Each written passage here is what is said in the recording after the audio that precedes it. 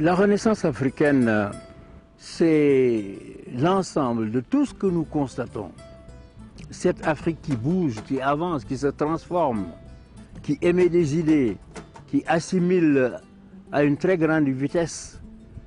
L'Afrique a été bloquée dans son évolution à partir du Moyen-Âge par l'esclavage, qui a duré 4 siècles et demi, et par la colonisation.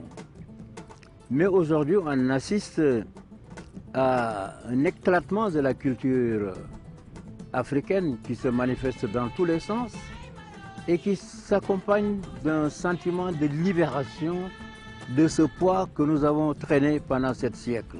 On assiste donc à une naissance de l'Afrique, mais dans les conditions actuelles, c'est cela, la renaissance africaine.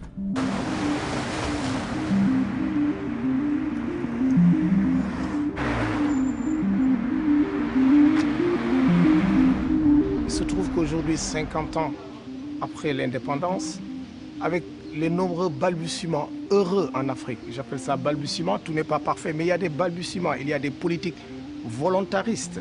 Ces balbutiements heureux doivent être encouragés à travers un symbole fort, et c'est ça le monument de la Renaissance africaine. Waaw, xam nga boo seetee président dafa waxoon ne Afrique da doon nelaw waaw mu yeewu tëb ku yeewu nag si kër papa doom ak yaay ñoo yeewu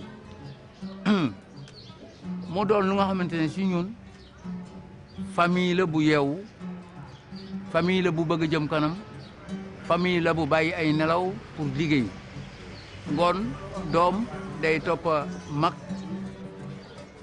toppa baay ñu ànda dem liggéey loolu mooy ñetti nit ñi benn famille la rek bu jog muy Afrique ngoon tey jii bu ñu ko tegalee fii si Wakam ba tey mu doon mbégte si ñun.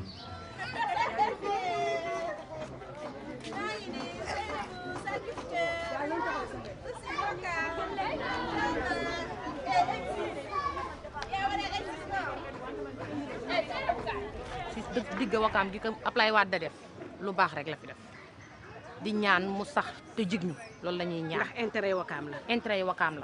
Du réveil au coucher, l'homme est dans la culture. Parce que je sais que c'est l'essence d'un peuple, c'est la profondeur d'un sol, c'est la manière de penser, de rire, de parler, de s'habiller, de manger tous les jours et même de dormir. Et c'est important, c'est tout l'homme, ça.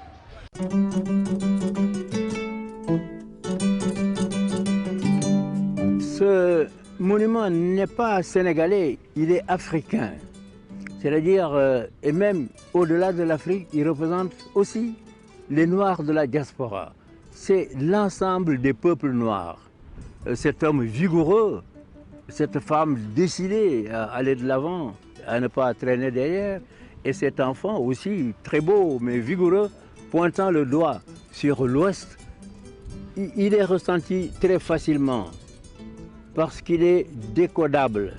Il est lisible, ce monument. Il est simple.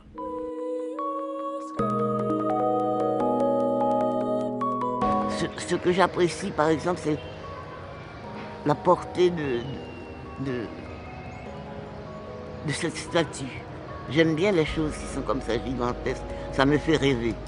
Comme j'ai rêvé devant les étranges statues de l'île de Pâques, qui sont mystérieuses, énigmatiques. On ne sait pas ce qu'elle pense, je ne sais pas d'où ça vient, mais ça me donne à réfléchir et ça m'enrichit. Qu'est-ce qu'il y a de mieux que la plus grande statue du monde pour inspirer l'Afrique? Pourquoi on voudrait avoir un esprit de limitation? La dimension de ce monument est tout